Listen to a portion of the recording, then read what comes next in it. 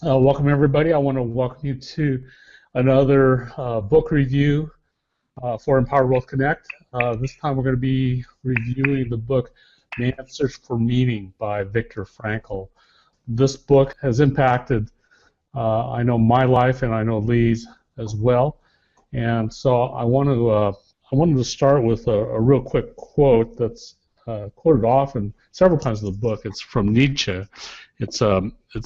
He wrote, "He who has a why to live for can bear almost any how."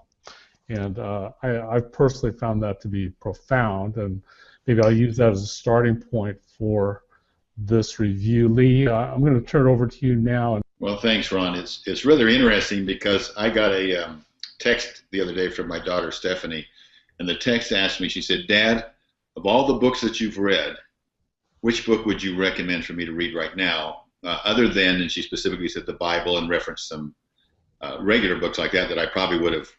She knows I would have probably said first, but Sure. but so I thought about that. You know, there's so many great books that I've read that impact my life, and I don't know if I could zero in on one. But I thought of it in terms, what books have I read over and over again? And obviously that must then lead me to the ones that have had the greatest impact. And at the top of the list is this book, Man's Search for Meaning by Viktor Frankl. So I just finished reading it again, and so it's very timely that we're doing a book report on it at this time because it's top of mind, if you will. You know, it's interesting because I don't know about in terms of our listeners right now, our viewers, that have you ever read a book and then reread it again? And now I've read this one 5 or 6 times, and I'm telling you that when I read it this time, I felt like I was reading it for the first time because I was getting all kinds of new discoveries. And this is one of those books that is so rich.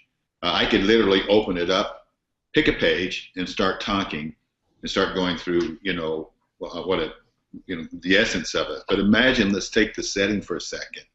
I think the setting is important to understand before you start, getting into what was said. And so Viktor Frankl, married with a family, studied, had a PhD, a doctor's degree in psychology, and was uprooted from his home along with his family and shuttled off into these prison camps in Germany.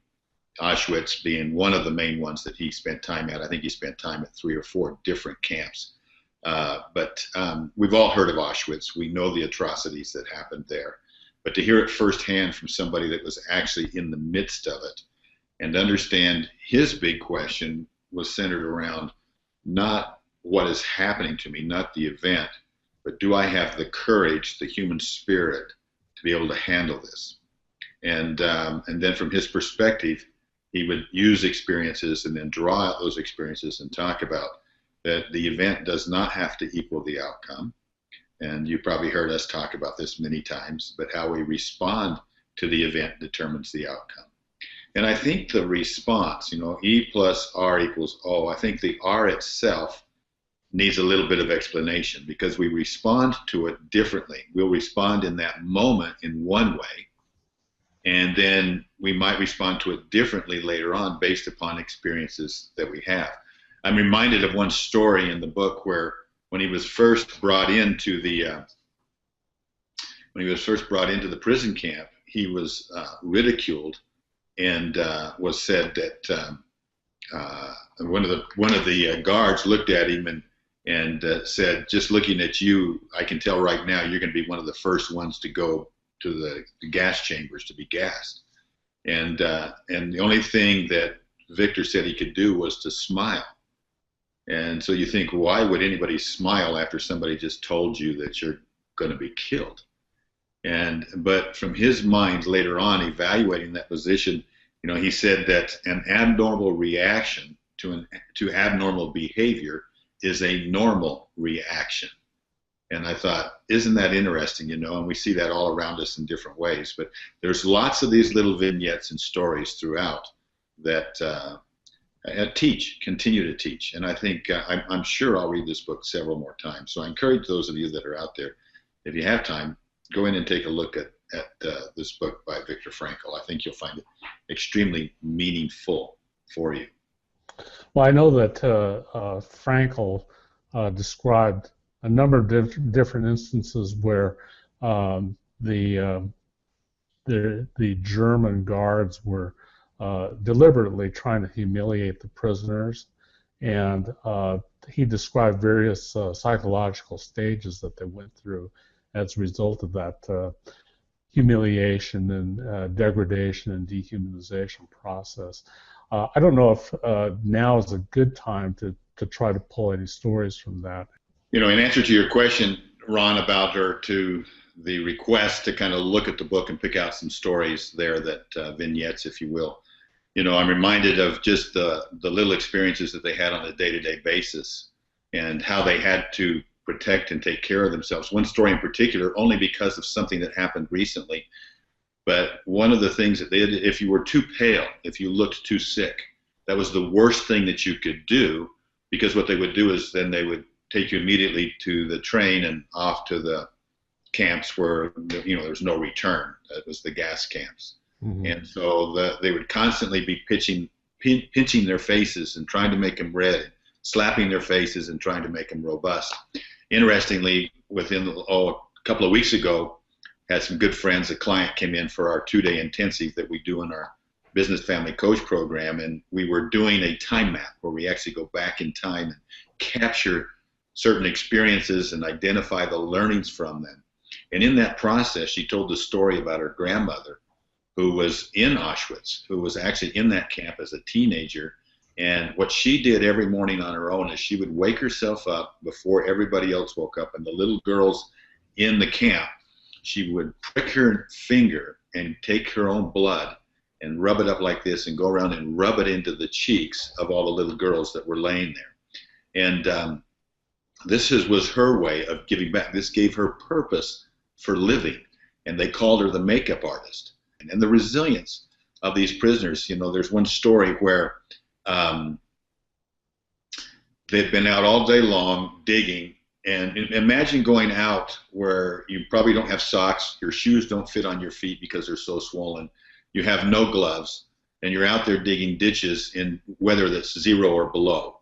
And you're exhausted. You get a couple of ounces, maybe 3 or 4 ounces of very liquid soup with nothing much in it but hot water, and you get a little piece of bread, and that's to sustain you through the day. So as they come back into their barracks, they collapse on the floor. Now here they are collapsed on the floor, and another prisoner happens to be coming in late, and he looks up and he sees the most beautiful sunset. And he yells, "Come look at the sunset." And everybody gathered what strength they had and went outside to view that sunset. Imagine they're standing there quiet. It says several minutes passed. Several minutes passed, and finally they heard somebody say quietly, "Imagine how beautiful this world could be."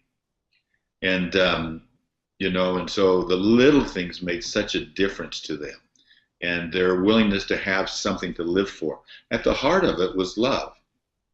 And he talks about this many times, and the power of love, and being able to hold in your mind your beloved, the person that you loved, and how that would transcend any of the suffering.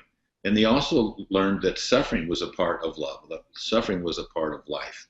And that without purpose, they talk in there the story about when they would stop sharing, whether it be their food or cigarettes or whatever it may be, that was an indicator that they were going to die right away. He says that was one of the ways they could tell that they'd given up. They'd lost a future, something to look forward to. And so having that bigger future gives you purpose. You lose that purpose, and then you surrender to to the natural forces, and you're gone. Mm-hmm. There's just so much learning that is in here.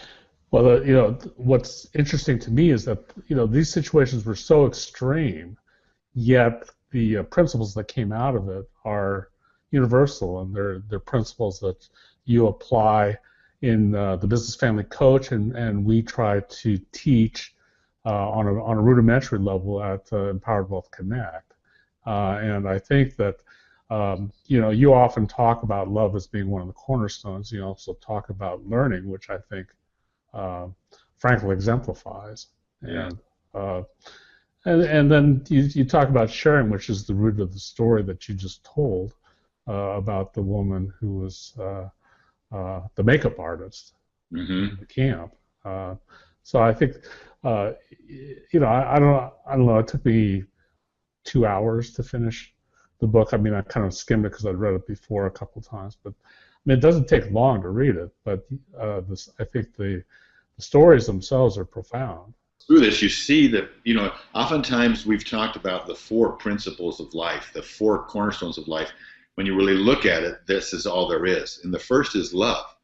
And love is demonstrated throughout. And those that were able to maintain love, whether it was just holding in place their beloved wife, even though they know that they might have been dead, but actually having that relationship with that person and having that love and the love for their fellow human beings, that love sustained them through that. The second element, which I think that Viktor Frankl showed tremendous interest in, was continuing to learn. What can I learn from this? What can I learn from my suffering? Can we actually learn from suffering? Can we suffer? Can we suffer in dignity? And can we take pride in the fact of how we suffer? And so the learning, love and learning. The third thing is sharing. And once you stop any one of those three things, you start to atrophy. Without love, without learning, you stop growing. And without sharing, that gives you purpose. And that purpose is critical for growing. So the three of them, can you grow? If you're in a prison camp and everything is taken away from you, can you still grow as a human being? Can you still progress as a human being?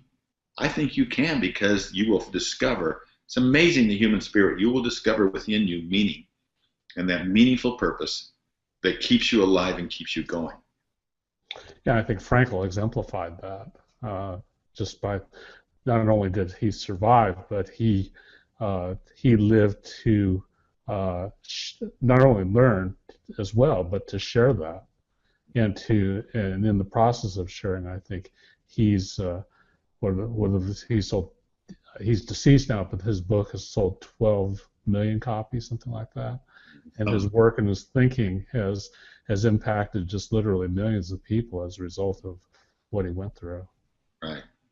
So he shared very well in that regard. Absolutely.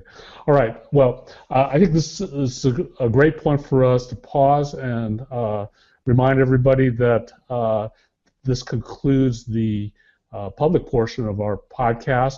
We do continue these conversations privately for members of Empowered Wealth Connect. So by all means, if you're interested in learning more or continuing with us in these dialogues, please go to empoweredwealth.com/connect, and you'll have all the information there that you need in order to become part of our community. So thank you, Lee, and we'll pick up this conversation on the other side with our members. And to those of you who have joined us for this podcast, thank you very much for your interest in Empowered Wealth. Thank you. Thank you, Ron.